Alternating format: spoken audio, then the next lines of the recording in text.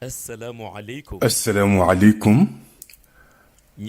Nous adressons nos salutations et notre ziyar à tous et à toutes. Nous revenons aujourd'hui sur notre leçon du Ramadan. Cette fois-ci, nous allons vous parler du siège du prophète Sidi Ahmed sallallahu alayhi wa sallam.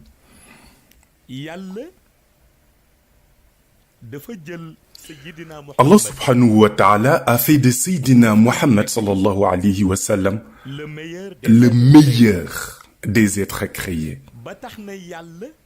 C'est ainsi qu'Allah subhanahu wa ta'ala lui a organisé un siège au 6e ciel.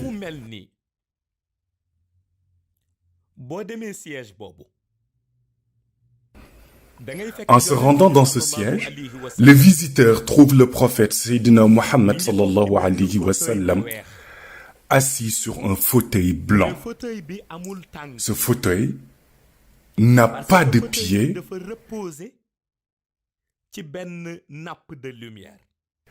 puisqu'il repose directement sur une nappe de lumière blanche immaculée sans aucune tache. Malgré la splendeur de ce trône, la beauté sans pareille du personnage qui l'occupe le fait passer inaperçu. Ce personnage majestueux est Sayyidina Muhammad sallallahu alayhi wa sallam.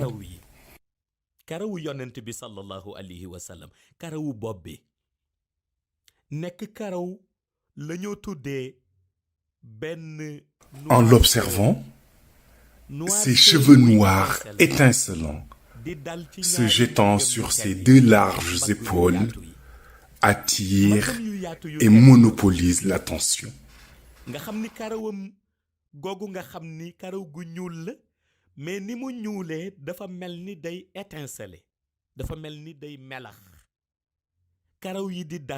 ci ñaari mbaggam yu yaatu yooyu yu tedd yi moom yonent bi waaye nga gis boo xoolee bët yi ses yeux sont brillants d'un éclat lumineux. À les voir, on croirait regarder une lampe. sikkim bi ni ñu ko raffiné de son front à sa barbe raffinée, emplie de mèches de cheveux blancs qui dominent sa chevelure noire. Chaque mèche de cheveux semble se détacher l'une de l'autre, tous aussi soigneusement bien alignés que sa chevelure. Lorsque l'on regarde son front, ensuite le nez jusqu'à la bouche, on a l'impression d'observer la clarté d'une pleine lune. La djellaba qu'il porte paraît légère au regard, mais en réalité, c'est la lumière blanche que dégage le corps du prophète qui, lorsqu'elle rentre en contact avec la djellaba, donne une impression de fumée blanche qui sort de la djellaba.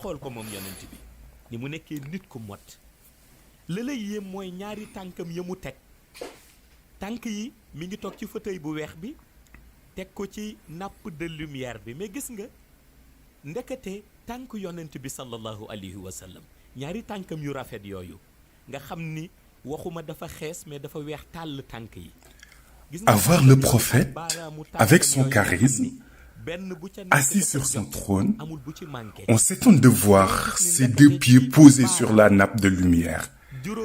Ces magnifiques pieds d'une peau blanchâtre avec des orteils à la bonne proportion, et on se rend compte que ces 5 orteils du pied gauche et de ces 5 orteils du pied droit donnent en réalité l'apparence d'une source d'où jaillit une lumière blanche ayant l'aspect de la sueur qui dégouline du corps.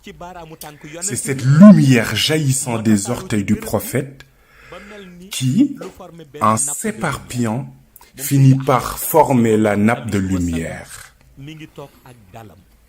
jël loxo ndeyjooram bi teg ci benn côté droite bu trône bi jël loxo càmmoñ bi teg ci côté gauche bu trône bi waaye daal di toog nag wéeru Sidi Ahmed sallallahu alayhi wa sallam et assis avec son calme légendaire, le bras droit posé sur le côté droit du trône et le bras gauche posé sur le côté gauche du trône, sagement accoudé. Lorsqu'on le regarde, on se rend à l'évidence que c'est le calme personnifié. À première vue, il vous esquisse un joli sourire qui laisse transparaître ses incisives qui, à leur tour, produisent une lumière qui, lorsqu'elle atteint le visiteur, dégage un parfum. Lorsque le prophète sourit, vous sentez une lumière qui atteint vos narines.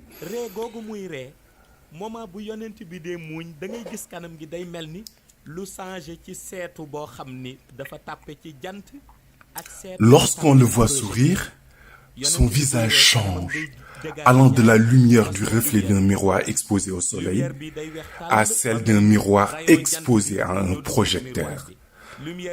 En effet, en souriant, son visage dégage à la fois deux types de lumière différentes. Une lumière blanche immaculée à l'image des rayons du soleil qui pénètrent dans un miroir et une autre lumière rouge vive qui donne l'effet d'un projecteur éclairant un miroir.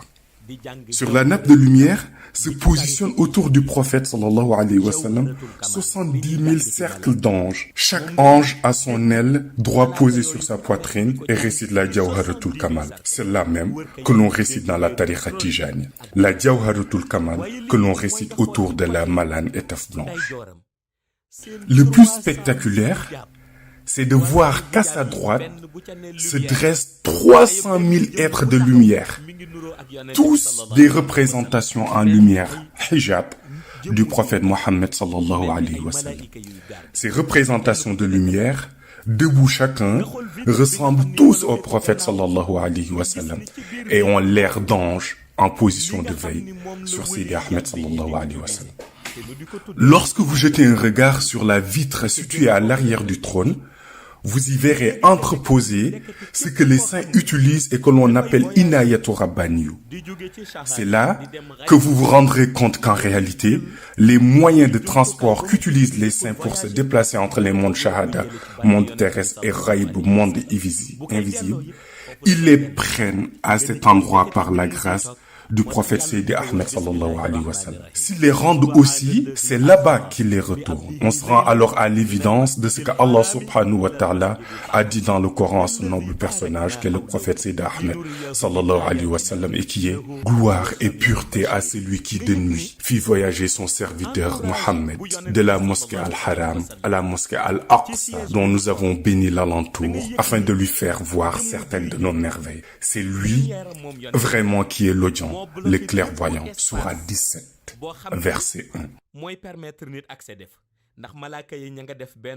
On constate alors que dans l'entourage du prophète, de son siège où il est assis, c'est sa lumière qui bloque tout espace permettant à un être d'y accéder, car des anges, au nombre de 201, se tenant par les ailes, forment un cercle. Chacun de ces 201 anges fait le zikr d'un des noms du prophète sallallahu alayhi wa sallam. Les uns scandent le nom Yasin, les autres Taha, certains Khalilur Rahman, d'autres Abdallah.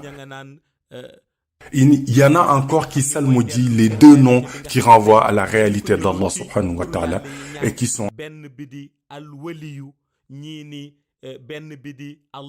Al-Waliyu et Al-Latifu. La réalité de ces noms aussi qui définit le prophète sallallahu alayhi wa sallam. D'autres disent Mohammed et aussi Ahmed. Chaque ange fait le zikr d'un de ces noms du prophète qui sont au nombre de 201, se tenant par l'aile droite et dans leur aile gauche. Ils ont chacun une lance blanche sur laquelle scintille le nom Muhammad. La Hadara, Assemblée Sainte, résonne au rythme de la Jawharatul Kamal. Et un parfum meilleur que le musc se dégage de cette atmosphère. lu balu lumière u jawharatul kamal yi di jug ci espace intermédiaire boobu moom. Cependant, malgré le nombre si important d'anges, malgré les multiples bulles de lumière de la jawharatul kamal qui prolifèrent dans cet espace intermédiaire, lui, Seydi Ahmed sallallahu alayhi wa sallam, est de loin plus lumineux encore que cet espace intermédiaire. Aussi intense et multiple que puisse être la lumière, le prophète Sayyidina Mohammed sallallahu alayhi wa sallam, à lui seul, adossé à son siège, est plus lumineux que cet espace. Avec tout ce que renferme ce milieu comme ange, comme bulle de lumière de la Jawharatul Kamal, les espaces intermédiaires, la nappe de lumière, on se rend à l'évidence qu'une seule étincelle de lumière de Seydi Ahmed, et qui est aussi le prophète Sayyidina Mohammed sallallahu alayhi wa sallam, que l'on a en face de soi, équivaut à toute cette lumière qui l'entoure dans ce siège au 6e siècle. Malgré que le siège soit si immense, les anges ont encerclé le prophète Sayyidina Mohammed sallallahu alayhi wa sallam. Les 70 000 cercles d'anges sont assis par terre et lui témoignent leur bienséance spirituelle en psalmodiant la Jawharatul Kamal de la tariqa Tijani. Les autres qui sont debout et qui sont les hijabs, représentation de lumière, au nombre total de 300 000, scandent chacun la Salatul Fatiha. En vérité, c'est cela une hadara, assemblée sainte de lumière, le prophète assis avec son calme, sa sécurité, mais aussi sa vraie réalité qu'Allah lui a attribuée. Ce qui est pourtant irréaliste, c'est que c'est ce bel espace situé au 6e ciel, cet espace paisible que le prophète a quitté pour venir conduire une mission dans ce monde terrestre shahada sombre, ce monde shahada rempli de perturbateurs, ce monde souillé. Connaissant la réalité du prophète, on comprend qu'il a été parachuté dans un monde trouble, un monde dur, lui qui venait d'un monde heureux. C'est pourquoi à la fin de sa mission, il retourna à son siège, ce siège où il demeure dans la sérénité. Entouré des anges, ce siège qui est son espace intermédiaire où les clameurs s'interfèrent, si les uns entonnent Allahumma salli wa sallim ala ayni rahmati rabbaniyati wal yaqutati al mutahaqqiqati ha'itati markazi fuhumi wal ma'ani.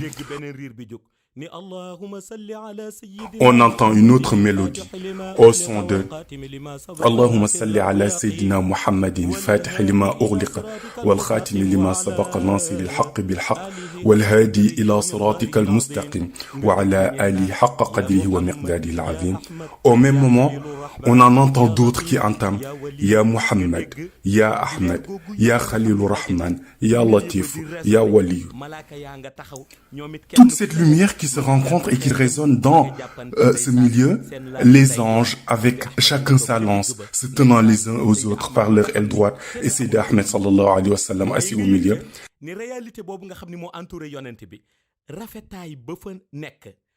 Cette réalité aussi belle, aussi calme, n'est échangeable avec rien.